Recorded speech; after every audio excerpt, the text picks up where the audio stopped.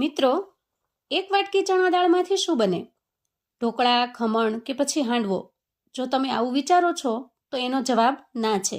કેમ કે આજે હું એક એવી રેસિપી શેર કરું છું જે ઢોકળા ખમણના સ્વાદને પણ ભૂલાવી દેશે અને ઝડપથી બની પણ જશે. તો મિત્રો, જો તમે પણ આવો નવો નાસ્તો ટ્રાય કરવા માંગતા હોવ તો આજની રેસિપી તમારા માટે છે. તો ચાલો રેસિપી બનાવવાની શરૂ કરીએ. નાસ્તો બનાવવા માટે એક વાટકી ચણા દાળને 2 થી 3 કલાક અગાઉ પલાળી દઈશું, જેથી દાળ પલળી અને સરસ સોફ્ટ થઈ જાય.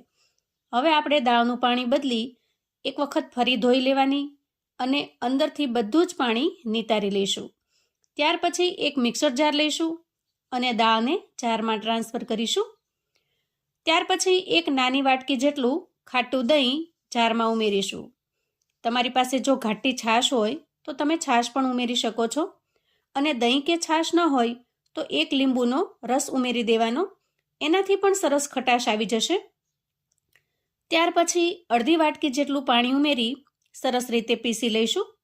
તો અહીં સરસ પીસી અને આપણે એકદમ સરસ સ્મૂથ બેટર બનાવી તૈયાર કરી લીધું છે.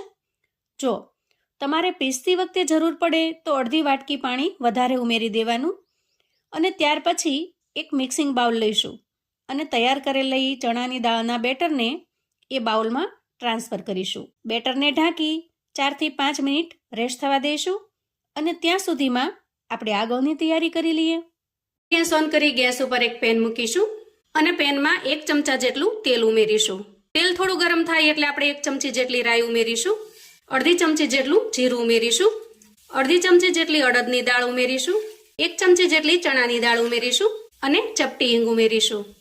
અહીંયા દાળને આપણે સારી રીતે શેકી લેવાની છે. ધીરે ધીરે તેલની અંદર શેકાશે એટલે દાળની એકદમ સરસ સુગંધ આવશે. આ સમયે આપણે સમારીને તૈયાર કરેલું એક લીલું મરચું ઉમેરીશું. તો અહીંયા તમારે જેટલું સ્પાઇસી જોઈએ એ પ્રમાણે તીખાશવાળું મરચું ઉમેરવાનું, અને સમારીને તૈયાર કરેલા થોડા ગાજરના ટુકડાને ઉમેરી દઈએ. તો એક નાનો ટુકડો મેં આ રીતે ઝીણો ઝીણો સમારી લીધેલો છે. અને ત્યાર પછી ઉમેરીશું થોડા મીઠા લીમડાના પાન. હવે આ બધી જ વસ્તુને મિક્સ કરી લઈએ. અહીંયા ગેસની ફ્લેમને આપણે એકદમ સ્લો રાખીશું, જેથી કરીને આ મસાલા અને આ વેજીટેબલ્સ બળી ન જાય. હવે બોઇલ કરેલા લીલા વટાણા ઉમેરી દઈએ.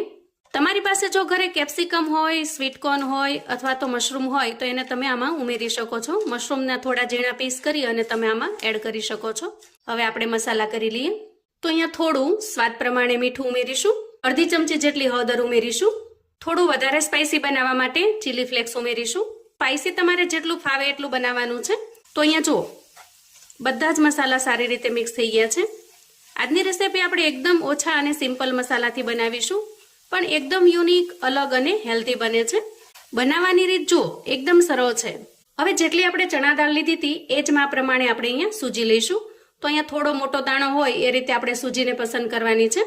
હવે સૂજીને આપણે આમાં ઉમેરી દઈશું અને સારી રીતે મિક્સ કરી લઈશું.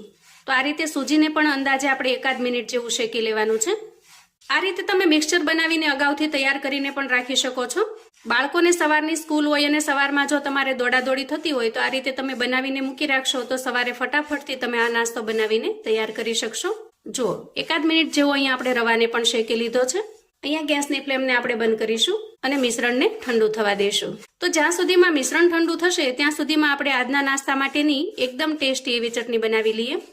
ચટણી બનાવવા માટે અહીં મેં મીડિયમ સાઇઝના 2 ટમેટા લીધા છે, 1 નાની ડુંગળી અને 3 થી 4 લસણની કળીઓ લીધી છે, અને 1 સૂકું લાલ મરચું લીધું છે. હવે ગેસ ઉપર એક પેન મૂકીશું અને એમાં થોડું તેલ ઉમેરીશું.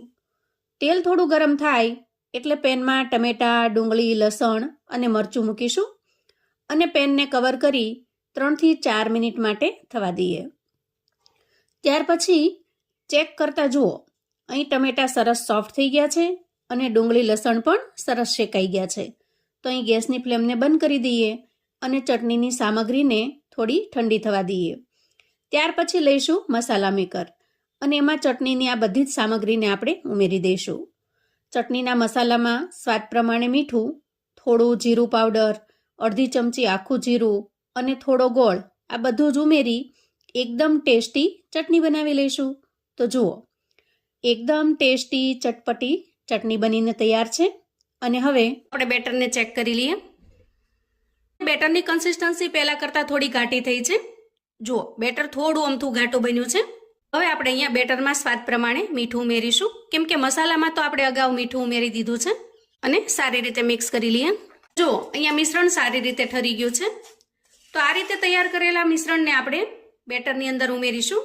અહીંયા બધું જ મિશ્રણ આપણે બેટરની અંદર ઉમેરી દઈશું અને સાથે સાથે થોડી કોથમીર પણ ઉમેરીશું. હવે બધી જ વસ્તુને પહેલા સારી રીતે મિક્સ કરી લઈએ અને પછી આપણે બેટરની કન્સિસ્ટન્સીને બેલેન્સ કરી લઈશું. તો જો આ રીતે મિક્સ કર્યા પછી બેટર વધારે ઘાટું બન્યું છે, એટલે આપણે એમાં 4 થી 5 ચમચી જેટલું પાણી ઉમેરીએ. થોડું થોડું પાણી ઉમેરી અને આપણે બેટરને બેલેન્સ કરવાનું છે. આ રીતે આપણે અહીંયા બેટરની કન્સિસ્ટન્સીને બેલેન્સ કરી લીધી છે. હવે બેટરને થોડી વાર માટે સાઈડ પર મૂકીશું અને આપણે એક કડાઈ લઈશું.